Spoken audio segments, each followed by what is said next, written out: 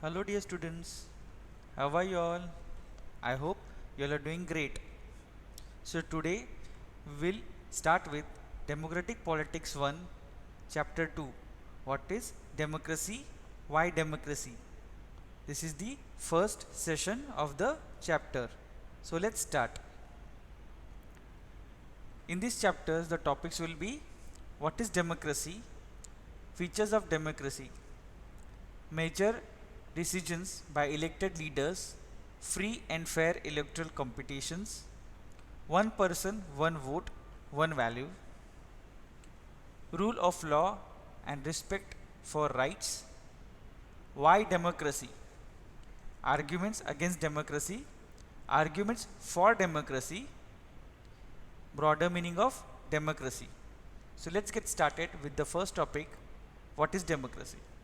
We have learned what is democracy in last years also, but again there is a simple definition is democracy is a form of government in which the rulers are elected by the people. Okay, so this is a very simple definition for what is democracy. Features of democracy. Let's read the features of democracy. The rulers are elected by the people. Free and competitive elections are held. Each adult representative of religion, each adult irrespective of religion, education, caste, color, wealth has no vote, has one vote, one value. The elected rulers take decisions within limits set by constitutional law and citizens' rights. Rule of law. The rights of the citizens must be protected through constitution. There must be an independent judiciary. These are the features that should be there when it is democracy. Major decisions by elected leaders. These are the examples which are given so that you understand how the major decisions are taken by elected members. In Pakistan, General Pervez Musharraf led a military coup in October 1999 and overthrew democratically elected government and became president of the country. In 2002, he held a referendum in the country which was based on malpractices and fraud, granted him a 5-year extension. After passing law, legal framework order, which gave the president power to dismiss the national and provincial assemblies.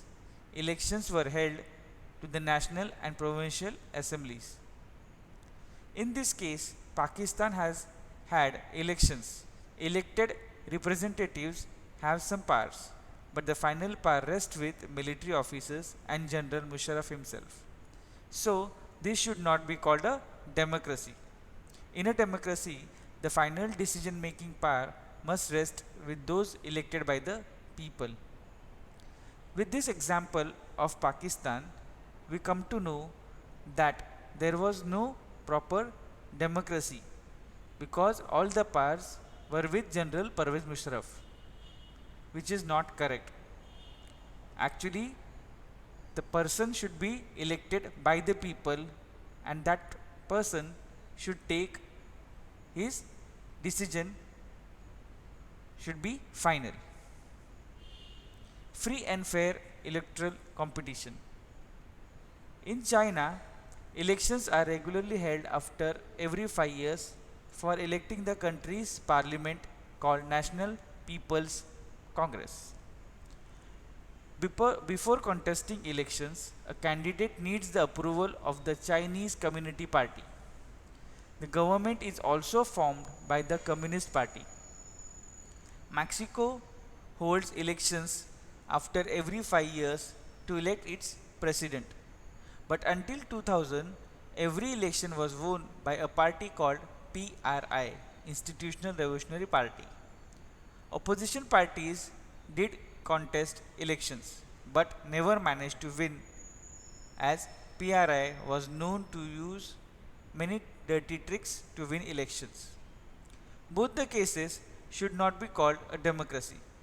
A democracy must be based on a free and fair elections where those currently in power have a fair chance of losing. One person, one vote, one value. There are many instances of denial of equal rights to vote. In Saudi Arabia, women do not have the right to vote. Estonia has made its citizenship rulers in such a way that people belonging to Russian minority find it difficult to get their right to vote. In Fiji, the electoral system is such that the vote of an indigenous Fiji has more value than that of Indian Fijians. In a democracy, each adult citizen must have one vote and each vote must have one value. Rule of law and respect for rights. Since independence, Zimbabwe ruled by ZANU PF. Its leader Robert Mugabe has been ruling the country. He is popular but also uses unfair practices in elections. Elections have been held regularly and always won by ZANU PF. Opposition party workers are harassed and their meeting disrupted. Public protests and demonstrations against the government are declared illegal. Television and radio are controlled by the government and given only the ruling party's version. Independent newspapers are there, but the government harasses those journalists who go against it. The government has ignored some court judgments that went against it and has persuaded judges. In this case, government is not democratic as no there is no citizen, basic right, no political opposition, no judiciary. A democratic government rules within limits set by constitutional law and citizens' right. Why democracy?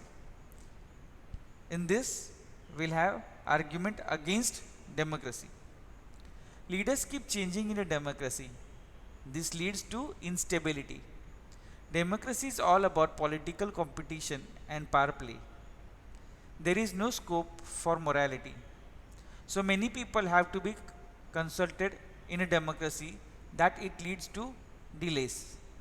Elected members do not know the best interest of the people. It leads to bad decisions. Democracy leads to corruption for it is based on electoral competition. Ordinary people do not know what is good for them. They should not decide anything. The next topic is argument for democracy. A democratic government is a better government because it is more accountable form of government. Democracy improves the quality of decision making. Democracy provides a method to deal with differences and conflicts. Democracy emphasizes the dignity of citizens. Democracy allows us to correct its own mistakes. Broader meanings of democracy. The most common form that democracy takes in our time is that of a representative democracy, where majority is allowed to take decisions on behalf of all the people. The majority of people rule through their elected representatives. A democratic decision involves consultation with and consent of all those who are affected by the decision. Democracy is a principle that can be applied to any spheres of life. Democracy can also can apply to a government or a family or any other organization. This is where we end the chapter 2. I hope the topics these are covered are understood. If you have any problem in understanding, you can contact me during the session or on my personal number. So, read your textbook, write your hard words 5 times in your notebook, listen to this video, read the slides carefully, and attend the live sessions, because of which you all will understand the chapter in a deep way and will not have more difficulties in remembering the question and answers for the exam. So, see you in the second session, that will be question and answer session. Till then, stay home, stay safe, take care, bye bye.